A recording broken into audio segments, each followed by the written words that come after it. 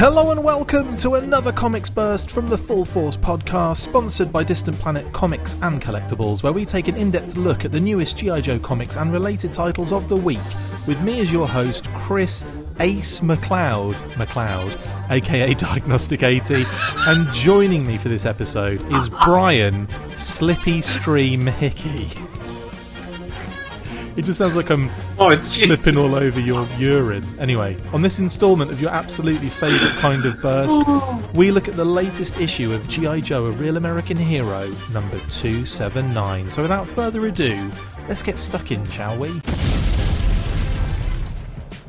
Untold Tales Part 4. Cobra has plans to unleash hellacious her havoc from the Terradrome, so it's up to Ace, Slipstream and other brave Joe air warriors to unleash justice from the skies and stop the imminent destruction from the drome before it's too late. Your pilot for this flight will be living legend Larry Hama, assisted by his intrepid co-pilot, artist Alex Sanchez. Creative team on this one: writer Larry Hama, artist Alex Sanchez, colours Jay Brown, letters Neil Uyatake, senior editor Tom Waltz, editor Megan Brown and research assistant Diana Davis. Now, I've been looking forward to this issue for a long time. We've both been very vocal about our excitement for this one, and a bit of a spoiler before we go in, it does not disappoint in my opinion. Like, this is a fun romp, but before we get into that romp of fun, let's look at the covers, and starting with cover A, Alex Sanchez on art and Adam Gazowski on colours. We've seen Adam Gazowski's work on a number of different covers recently, actually. But this one, it's like a wraparound, isn't it? It's like a front and back cover yes, that opens out into this beautiful like splash page.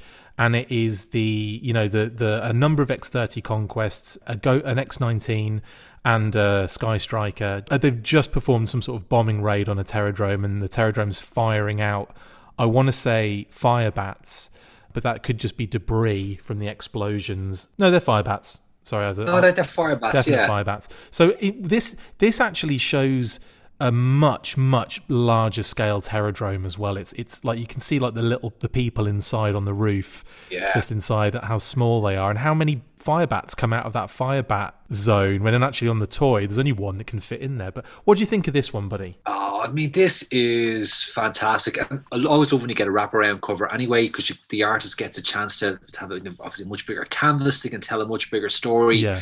There's no text or anything on the back, at least, not on the version I'm looking at here, which means that, it's unspoiled. There's no barcodes or anything like that in the way.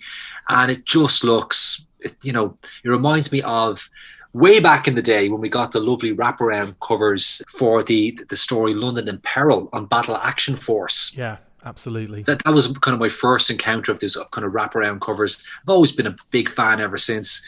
Really loving the action going on here. I love that the Terradrome is properly drawn as this kind of massive base where you can store like aircraft, personnel, lots of firepower, and it's a proper base of operations, not like a small little outpost or fortification, which the toy would kind of suggest. So I think that was really nice to kind of Alex Sanchez to just take some creative license there, and of course this looks like it's some of the action that's kind of happens as a precursor to what we pick up then in the story. Yes, absolutely. A couple of things I wanted to point out as well. Obviously on the cover, if you zoom in on it, you can see Slipstream nice and clear on the closest X-30.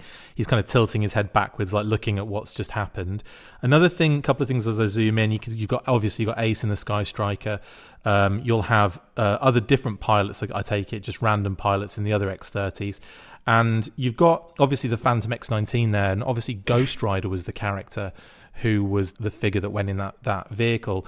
And obviously with the issues with Marvel and that character name, Ghost Rider was never really able to be, they couldn't use it in the comics. So Larry came up with this funny way of like them never remembering the guy's name. And it carries on in this issue, which is great. But not just that, it also kind of was in the blurb I said at the beginning. It says Ace, Slipstream, and other brave Joe air warriors. So he doesn't even get called out in the blurb, which I think is hilarious. But yeah, I love that cover. You can also, if you zoom in as well, you see a couple of rattlers kind of coming out of almost like the kind of side panels of the of the Terradrome, kind of like those, like in blue. You can see them kind of right up against the Terradrome in terms of the art. But you can see them kind of about to give chase. But it's really, really beautiful cover. Really like this one. I'm a huge fan of aerial battles in G.I. Joe and in comics, and this is like that cover is like a story in itself. It's just wonderful. So great work there by Alex Sanchez. Then we have Fico Ossio, who we haven't heard from in a while. Actually, I haven't heard of for a while in terms of G.I. Joe's work. And he gets cover B, and this is another really nice one. But this is Ace versus Night Raven and Rattler, and this looks more evocative from another story we've seen in the past, even on like in the Snake Hunt run, when you had a little bit of an air battle going on as they were trying to transport Snake Eyes to Springfield. So it feels more like that, because obviously you've got what looks like New York City, Manhattan Island beneath them. It could be anywhere, but that's what it looks like to me. And they're in this kind of like really cool, again, brilliant air battle. What do you think about this one? This cover is magnificent. I love how there's so much happening with so little.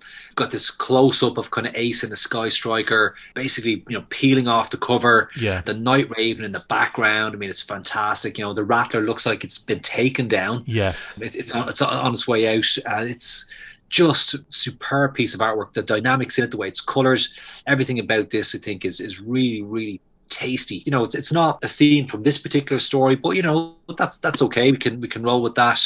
It's just a fantastic piece of aerial action captured in a brilliant illustration. Very similar composition to the first cover as well, because you've got kind of Ace and the Sky Striker in a very similar spot on the cover, and it's almost like the same angle to the earth as well, like beneath them, which I think is really cool. So yeah, again, two solid covers there in A and B. And Fico, it's nice to see Fico Ossio's name kind of brought up again in this, because he's another amazing artist. There's some really good artists on Joe, interiors, covers, etc., etc. And speaking of, we get another crack. Well, this time we get a really good, solid retailer incentive with what you could argue is definitely from inside the interior of this actual issue, which is very rare to say for a John Royle, Jagdish Kumar and James O'Frady cover. What do you think about this one then, bud? This is brilliant. Again, I love this. It's a slightly different kind of take from the other covers. We're much more inside the cockpit with Ace, looking back over his shoulder. We've got the two Rattlers coming in. I love that the horizon of the Earth is kind of at an angle as the Sky Striker's kind of rolling. It's, and of course, you get to see, John Royle. He's a great artist for detail. There's lots of detail inside the cockpit of the Sky Striker, and with kind of Ace's sort of visor and stuff. It's a really, really nice piece of artwork. Probably not the strongest John Royle cover we've ever seen. Certainly been a few other ones out there, but I think it's a pretty cool cover, and if you pick this one up, you won't be disappointed. Well, it's great. I think what John does is he focuses on the character. And that's what he does if you look at most of his covers, it's always a very strong focus on a particular character or characters on the cover, isn't it? It's always like a close-up of, and all the details on, say, like Alpine or, Law, those kind of things, where it's like the character is more the focus. And obviously with the Sky Striker and Ace in combat is always going to be kind of outdone a little bit by his vehicle. And in this way, this is how I think John has gone around getting the most out of the character, by doing the close-up of him inside the cockpit, and then toying with like angles and the Rattlers in the background and stuff like that. So I definitely see the theme with his work going into this cover, if that makes sense. And that's why I think he hasn't gone for the more vehicle-based like the other two artists have done. Kind of more showing more of the actual vehicle itself. That's a really good call, a really good insight there, Chris, because you're right. John is very character focused with his covers.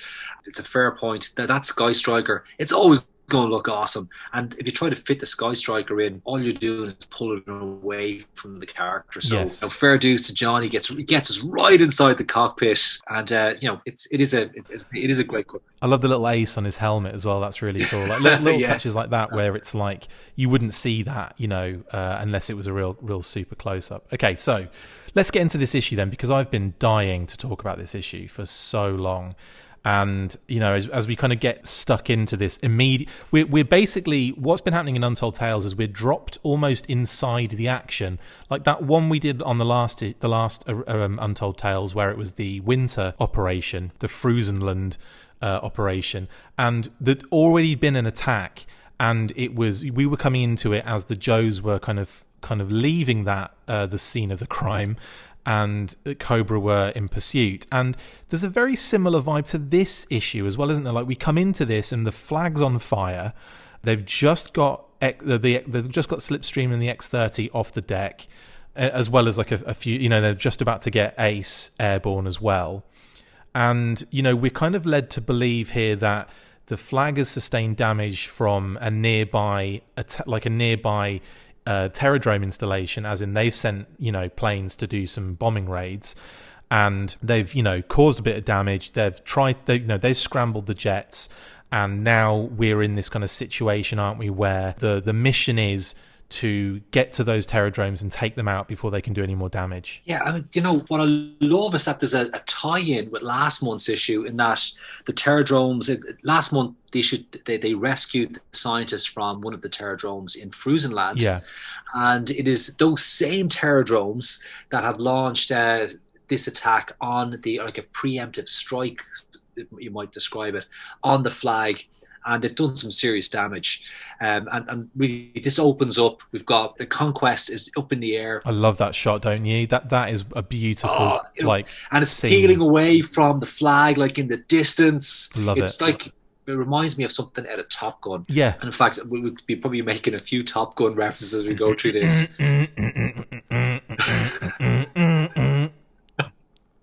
Revving up an engine. Sorry, yeah, carry on. Highway to the danger zone. Gonna throw that in there.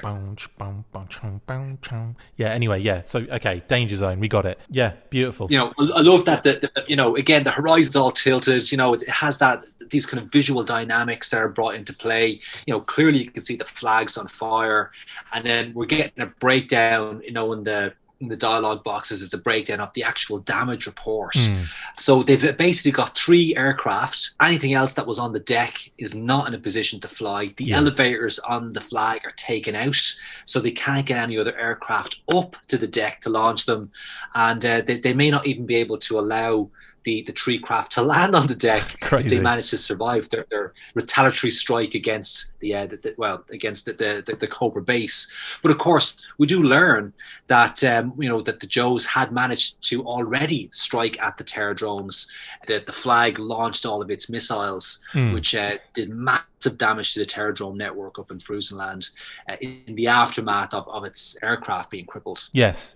So we've got this situation where they're up in the air and they're ready to kind of hit their retaliatory strike up. But we get a nice little back and forth bit of dialogue between, and we get a few name drops as well for some characters that are actually, their specialties are usually elsewhere, but now they're being utilised on the flag. So we've got Shipwreck and Admiral Keelhaul. So we've got Shipwreck and Admiral Keelhaul kind of going through the, what's the situation, Shipwreck, and he's basically explaining what's going on. He's got Deep Six on deck doing red shirt duty, getting ordnance squared away on the Striker.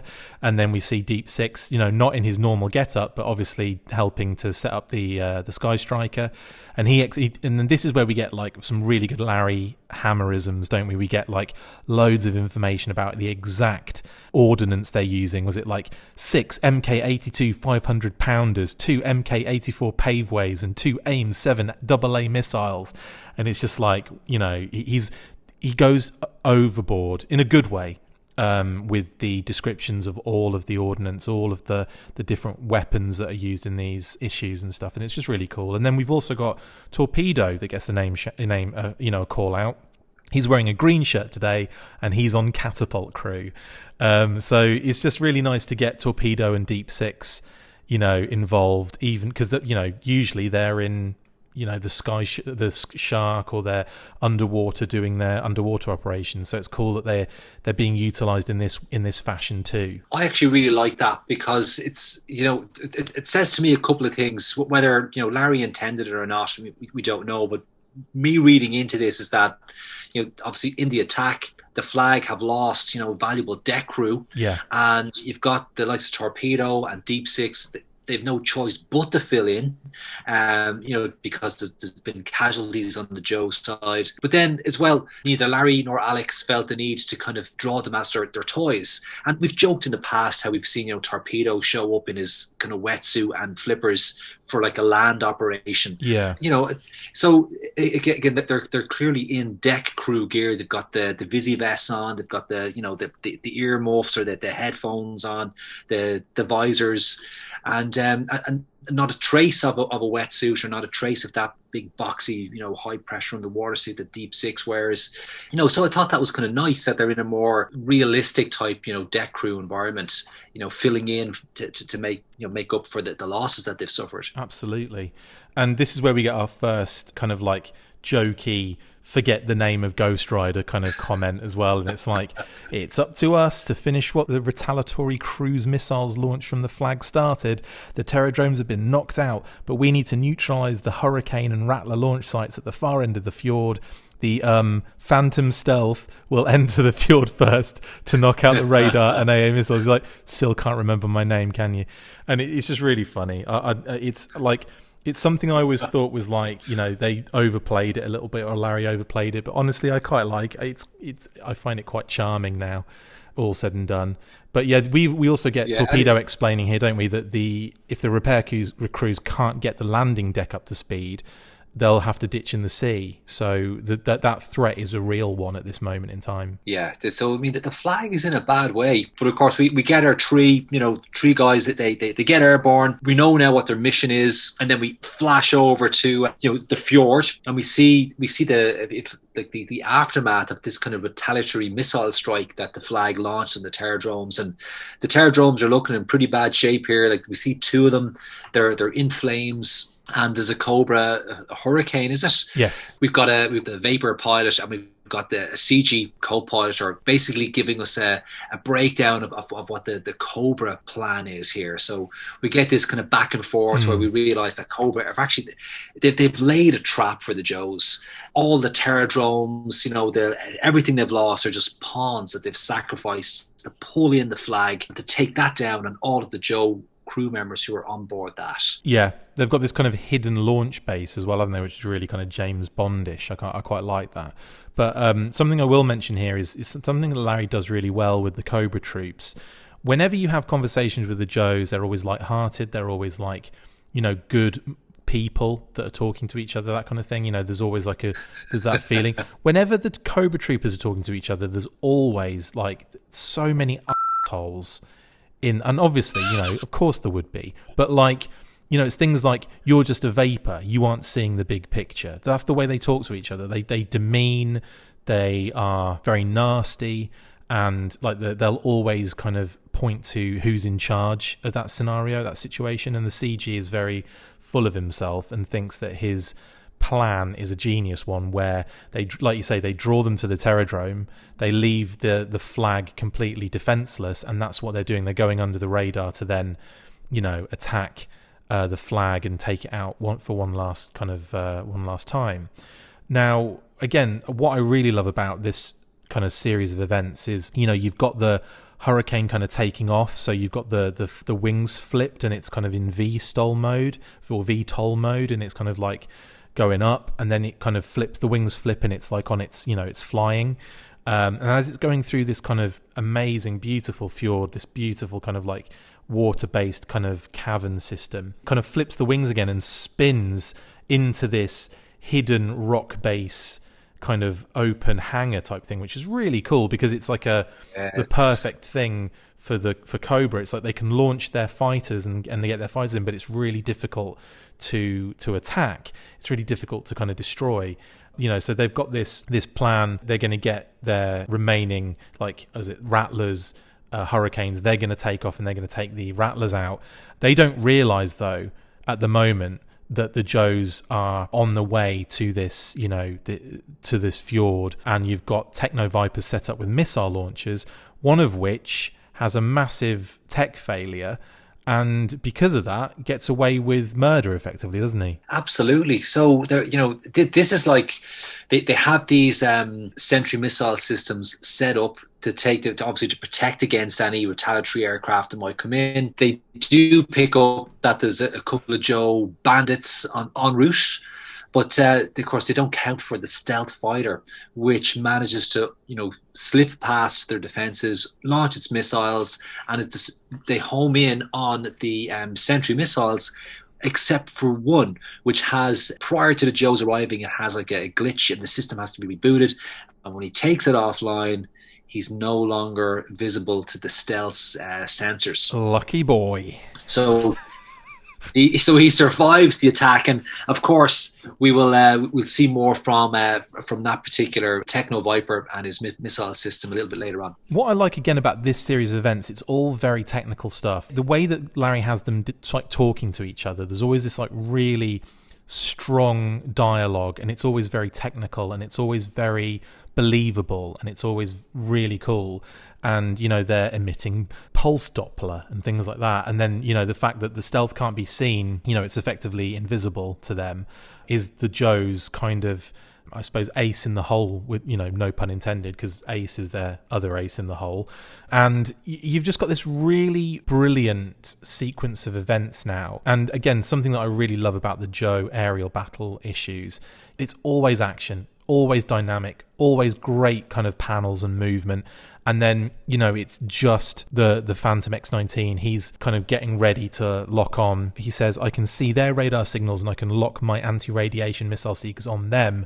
And then he takes out, like you said, those Techno Vipers with their missile sights. So they're all taken out. So, apart from that one who's still working the glitch out, and then proceeds to notice, gets a visual of the Cobra launch base, and that's where he says it's set into the cliff face and protected by an overhang. It's going to be a difficult shot, and that kind of setup makes it all the more impressive with what actually happens later on. But it's just really good, really well paced, so much action, and it's just beautifully drawn as well, isn't that something I haven't really mentioned yet? It's like the art and the colour is just so rich and vibrant, and just really makes you feel like you're in these planes flying around these fjords. Absolutely. There's a lot of kind of dynamic angles, and you really get a sense of kind of speed. You get a sense of, being up in the air, a lot of movement. I mean, the whole thing is visually very dynamic. And, we're taking our time as we kind of describe all the detail that's kind of happening here, but this all plays out over just a small handful of pages. It's really fast-paced action, brilliantly delivered so far. So it looks like our Joes are kind of in for they've got through the initial defenses, they've got visual on the target, they know it's going to be a difficult shot, but it's Ace and the Sky Striker. Yeah, we can do this, and I love that we've got the a-hole CG from earlier who was bragging about having thought of every single contingency, saying we should have expected a stealth attack. We have to revise our plans. Gutted, mate. Gutted. And this is where we see some really cool stuff from Ace as well, isn't it? It's like we see each plane, each pilot doing their thing, and I really like that. It's difficult, because again, most of these aerial battle issues, they usually focus on one character, and in this case, you've got three to kind of really, give some time to. But we do get that when we've just seen Ghost Rider. I'm going to say his name. We've just seen Ghost Rider kind of used in a really cool way, and now it's Ace's turn. So yes. He does his, was it CCIP bomb run, the constantly computed impact point bomb run. What's really funny here is this one panel where he says, I'm pickling my whole load. Now, this is something we didn't mention before, is it? Because there's something really important actually in the Sky Striker's scenario, is that he did suffer some damage from the attack, and one issue was that one of the missile racks wasn't fully operational, and so they said we've packed it with missiles, but it might not work. So great, and lo and behold, one of the missile racks does not work, and he pickles his whole load without that. Obviously the faulty triple pack failed to release. Still does some damage, but he has to circle around and make a paveway run with that other ordnance. And that's when they launch the Rattlers and the Hurricanes. And, you know, it's like full on, let's get the next 2 Rattlers on the catapults, and like, let's really just attack. And it's a full on battle now, isn't it? Yes. I mean, you know, again, a couple of brilliant things here. I love this as we kind of turn the page, as Ace is making his attack run. We've got this really dynamic, kind of over-exaggerated sort of perspective drawing of the Sky Striker, and you know, there's motion blur on that on the background, and you get this real sense of whoosh, as you turn the page. Yeah. And of course, you know, when Ace fires his missiles, he has to pull up, and on the next page you see him climbing up the face of the cliff. I mean, he's just meters away from the cliff face. It's how, you know, most pilots just would have just crashed and wouldn't have been able to pull this off. But as he says, he's got to turn around, make another attack run, and at this point now Cobra are like, they're on the ball, they're launching the Rattlers, they're launching the Hurricanes, they're taking full advantage of their kind of tactical advantage with this kind of, the base is hard to attack, but it's set up so they can launch their aircraft really, really easily. And that's what they do. They're airborne now. Their mission, they've drawn the aircraft in. Their mission is to head out and take out the flag. Yeah, and we get some beautiful panels here again. And you were right. It's such a really well paced issue, and you feel like you're in an aerial battle. It's great. So yeah, the flag is a sitting duck, as they say in the head Rattler. In 10 minutes, it will be a burning wreck, breaking up and sinking into the depths. And then the Vapor's like, warning, bandit closing fast from 6 o'clock, wingman peel off and deal with it. So, you know, we get this, the interactions and everything really lead into this, or like, you know, help you kind of fall into this realistic aerial battle. And you've got Slipstream in the X-30 taking out Rattlers, firing out, what's it called? All aspects, not the case with an all-aspect Sparrow, which is I guess is the missile that he's talking about. And then, you know, now he's taken out a Hurricane, so now he's dealing with Rattlers. It's everything you expect, you know, everything, all the comments, all of the writing, all of the movement and everything. It's just really exciting and brilliant, and I love this. Rattlers get taken out, they're closing in on the flag. There's that suspense that it's just, you know, it's a bunch of Rattlers, it's X-30 Conquest, there's a Hurricane there as well. Slipstream's got it all to do. He's got nothing left, actually, at this point, I think. He's having to maneuver to avoid all of these, like, missile attacks from the Hurricane. And the Vapor's like, this is a done deal. I'm just going to shoot him down with my guns. And then all of a sudden, it's like, ding, ding. Like, he gets that threat indicator. And it's like, where did that stealth come from? And boom, taken out. Now, one issue with this is that he's saying, where did that stealth come from? It's supposed to be the X-19 Phantom, and they've drawn an X-30 Conquest behind him. Clearly, that's not the X-19. So, unfortunately, a slight error, and, you know, it's only minor, it's only minimal, but, I mean, he's literally chasing the X-30. We can see that. And then all of a sudden, we're looking at an X-30 firing missiles at him from behind. It's like, no, I'm afraid not. That should have been an X-19. But still pretty cool. I mean, it's not the first time we've seen kind of small, you know, errors in the art where it could have been down to sort of last minute script changes or whatever. You know, we had issues with this before, I think, during the Snake Hunt, and then prior to that even again. But again, it's a small detail. It doesn't really take away from how awesome the action is. Yeah. And again, you've got, you know, Slipstream, he gets his moment where he gets to pursue all the Cobra aircraft, and he does a brilliant job taking it, boom, boom, boom, boom, until effectively he runs out of ammunition and he's only got his guns left, which is, you know, it's not really enough to kind of to save the flag in and of itself. You know, and one thing we kind of, you know, skipped over real quick, back at the fjord where Ace is, the Techno Viper with the mobile missile system, who wasn't taken out by the Stealth Phantom, manages to launch a couple of missiles and does some damage to Ace. So we don't really know where he's kind of left off at that stage.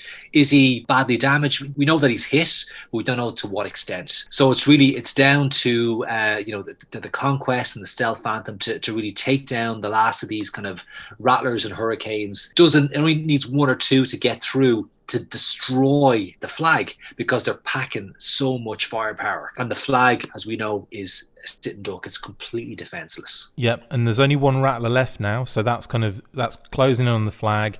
You've got the X30 and the X19, who are both like, Winchester, as they call it. But I think Slipstream's like, if only Ace were here. And then, speak of the devil, he just blasted past us on full afterburner. Vroom, straight through. He says, nice lock tone on both aim 9s. And they are off. And just whomp, takes out the Rattler. Mission accomplished. And Slipstream says, Yojo colas are on me in the wardroom. He's like, "Ooh, check out the high roller." I do like the humor as well in these kind of issues. And then that's when it's still not over technically, because Admiral Keelhaul's looking through the binoculars. He's like, "Might have to belay that victory bash, Ace. You've got ordnance hanging, and I'm not letting you touch down on my freshly repaired retrieval deck like that." "Roger that, sir. Will climb and shake that jammed ejector rack loose." So he then climbs into the air, tries to obviously maneuver. So he's shaking the Sky Striker, and the ordnance splashes into the water, safe and sound, probably to be found by a submarine later, and as it blows up. And then you get this last final shot where the Sky Striker's flying over the flag, and you've got, and I think this is an homage actually to the end of Special Missions, where the last panel, the last page of the last Special Missions Marvel run, it's a very similar scene where they're all looking at the camera, like breaking the fourth wall, and it's a bunch of characters. You've got Blowtorch, Law, Leatherneck, Beachhead, Flint, Scarlet. Who the fuck is that? Mirage, maybe? Cutter, Lady J, Stalker, I want to say Tunnel Rat and Dial Tone. And I'm just saying Mirage, but it could be like High Tech. I don't know. And Cross Country on the Havoc as well. The Havoc's on the flag. Just randomly stick the friggin' Havoc on the flag. But again, really, really they nice obviously touch. got the elevators working and hauled it up, Oh, and I just noticed this. But Order's barking. He's going woof woof as well. That's adorable. They're all going Yojo, and he's going woof woof. So he's saying Yojo, but in dog things, dog language. So again, brilliant, fun, dynamic issue. What were your thoughts on this one, Brian? Well, just before I give my sort of overall thoughts on it, that final scene, yes, it is. There's an homage there, but it also, when I started reading this, it seemed like Cobra, when they're talking about sacrificing their pawns to kind of to bring in the bait, to bait in the flag. I thought, geez, they're sacrificing a lot. I mean, all these Terradromes, all these people, all these aircraft. But when you see this closing shot here, you realise there was a lot at stake for G.I. Joe. Like, they pretty much have everybody on the flag. Well, we don't see everybody in the shop, but it's a significant component of G.I. Joe. A lot of their main players are on here. Had Cobra pulled off this mission successfully, it might have been worth all those losses that they took. So I thought that was kind of, we got the homage to the special missions for sure, but we also get to see how much really was at stake for G.I. Joe had they not been successful here. Absolutely. And yeah, it's that like difference between the two factions, isn't it? It's like the clear moral differences between them. So they're willing to just sacrifice huge amounts of life for like what would effectively be, the flag would be taken out, and it would be a tactical advantage, but it wouldn't be the end of G.I. Joe just taking the flag out. So it's like, and they're doing a lot just for, is that an appropriate outcome for them, for Cobra as well? Probably not. But they're willing to do that, and Joe's aren't. They're going to make sure everyone comes home, or nobody comes home. So yeah, that was really cool. But I mean, what were your thoughts overall on this issue? This is a brilliant issue, and I'm actually really looking forward to reading this again. Even talking through it, on the show here, and there's a lot going on in there. It's really well researched by Larry. I mean, he knows his stuff. He's packing in a lot of technology, weapon systems, kind of fighter jock talk between the pilots. It's really fast paced as well. So we've taken our time to go over the detail as we talk through it. So maybe listening to us talking about it, you don't get a sense of the energy and how fast this thing flows. But this is a page turner. You are flying through this comic, and there's so much in it. So I think it was a fantastic issue. The Untold Tales have been brilliant so far. I mean, they're all scoring 5 for me. This is no different from the rest, and looking forward to going back over this issue again. I agree. Like, the only thing I would take away from it was that one tiny error. That's it. Like, the issues, again, really solid. I think this would have been like tying for that Frusenland issue where they were in the winter operations team.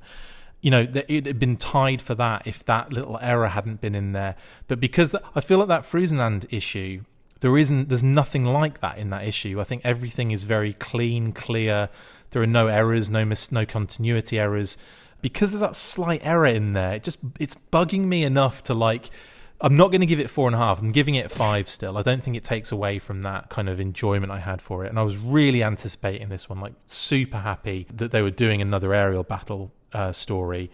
And, it did not disappoint me at all. Like, the art's solid, the little story, but and that's the thing as well. You've got he fits a lot into a small issue here, and again he's used that technique of there's been a battle prior to this, so you're in the middle of it, so you feel like more has happened, even if you haven't read it in that issue. You feel like it's a small part of a bigger thing, and that in itself makes the issue much bigger to me. It's a really good technique that he's applied now in 2 issues on the fly now on the run. So that's, again, another good way of kind of expanding this into something into something more. And, we get to see like hurricanes and rattlers, and I'm surprised there were no night ravens in it, honestly. But again, they've gone with something that doesn't usually get a lot of screen time, and that's the hurricane and the vapor as well, the vapors.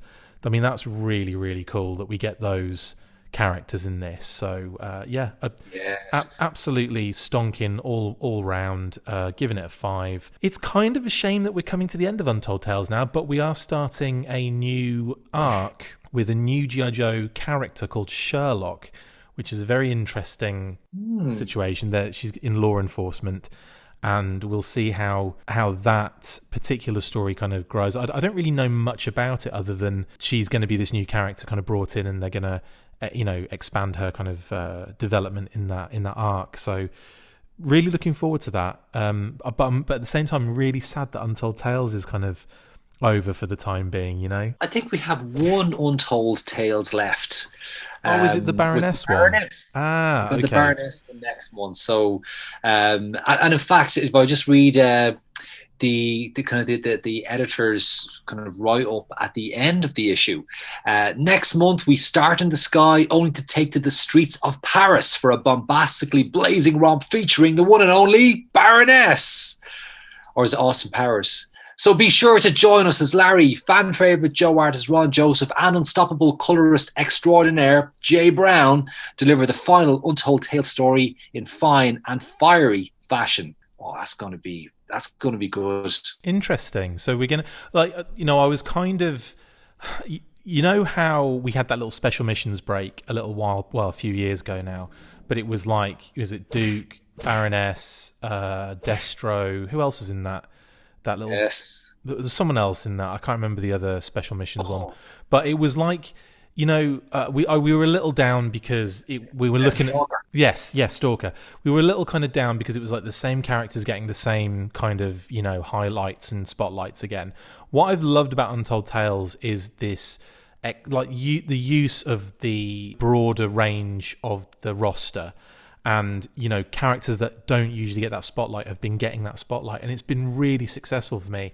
So to go back to the Baroness again, I'm kind of hoping that we're getting more characters. I'm hoping it's more than just the Baroness, because if it's another Baroness spotlight, I might just be like, I feel like we were going so well.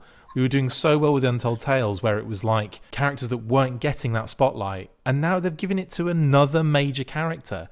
So that does kind of worry me, but it kind of takes some of the edge off for me a little bit there. Well, I will say that Baroness Special Missions from a few years back was a particularly brilliant episode where the Baroness was going up against another, I think they were freedom fighters or sniper, rebels. Yeah. It was a brilliantly put together episode, and two strong female characters on the battlefield, and there's this mutual respect between them. And I actually honestly wanted to see more from the new characters, like the resistant characters. I would have loved it had they been brought over into another sub-story, somewhere within the G.I. Joe universe. Look, it was a great issue. Baroness had a lot of levels to her character. You could see she had a conscience, so she was very well written in that particular story, by Larry. Yeah. So I don't know. I think I totally get your point that it is, Baroness gets a lot of page time in these comics for sure.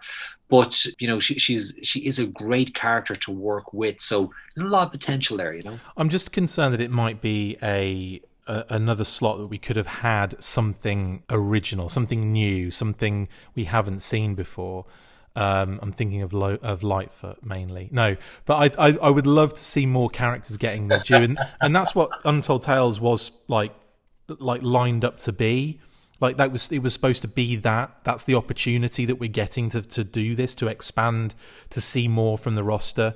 And if it's just going to be the Baroness again, I'm just going to be going into it with that feeling of, haven't we just had a Special Missions Baroness? And how many more solo things, how much more development does the character need? Like, it's just, we will see more Baroness as well, no doubt, in the ongoing arc. So for me, I feel like it's a missed opportunity to get some more in. But, for all I know, it could be, yes, the Baroness is a main character in that particular issue, but we could see another group of Joes being brought in that we haven't seen before. So if that's the case, I'll be happy to, relinquish my anger boner. I'm trying to think what I would relinquish. Whatever. I'm just, I'll be happy to kind of wind my neck in, but at the moment I'm like, oh, really? Okay, let's have another Baroness issue. But it sells. I suppose it sells comics to a degree as well. Like that's kind of important too. And who's going to pick up a comic that's got Lightfoot on the front of it? Just me. So that's and me. Just because only because we'll have to do this. We'll have to do a comics burst about it. But anyway, really happy about this issue. Super happy with the aerial battle, and looking forward to what's coming, because we've got again lots of comics on the horizon, and we get to finish Dead Game 5 soon. Are you? Cannot wait to finish Dead Game. That's going to be an interesting issue, I think. You know what? It's like we're reading that comic. We're in the Dead Game. Reading that. There's only one way out. We are the Dead Game. We're the Dead Game over. Anyway, right. Yeah, we can. That's what we can call it. We could call it Dead Game Over, couldn't we? I'll probably do that at the end. Anyway, Brian, absolutely. Thank you, mate, for joining me for this. What's it called? A comics burst. Thank you for joining me for this comics burst. Really appreciate it. My pleasure, dude. And mine too. That's it for this instalment of the Full Force Comics Burst. Thank you to my awesome co-host, Brian Hickey. See you next time, and probably with the Baroness. And as always... Full Force! Wait, do that again. Wait. Good.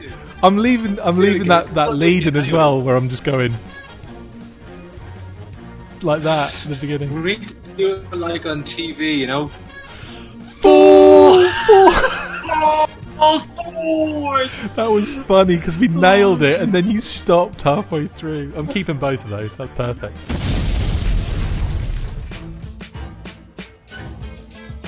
Make sure you get involved with the discussion by liking, sharing and commenting on these videos, and as always you can keep up with the show after listening by following on Twitter @The Full Force, liking the Facebook page facebook.com/The Full Force, and if you would like to contact the show you can message us on either of those platforms with feedback and questions. We also have a Patreon page, so if you want to show your support for the show, see your name up in lights on these videos, or enjoy exclusive bonus content, then check out patreon.com/The Full Force Podcast, or click the link on any of the posts this podcast appears in. Full Force.